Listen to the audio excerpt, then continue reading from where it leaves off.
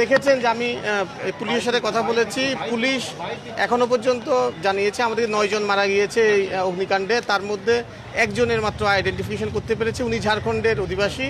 আর 8 জনের মানে আইডেন্টিফিকেশন এখনও তারা করতে পারেনি। তারা ধারণা করছে যে 8 জনই বাংলাদেশি। এর মধ্যে 2 জন মহিলা আছে আর 1 জন শিশু আছে। এখন পুলিশ মর্গে আছে লাশ, এবং এখন এটার মানে আইডেন্টিফিকেশনের প্রক্রিয়া চলছে। আইডেন্টিফিকেশন করা হলে ওরা অফিসিয়ালি জানাবে, তখন আমরাও আপনাদেরকে জানাবো।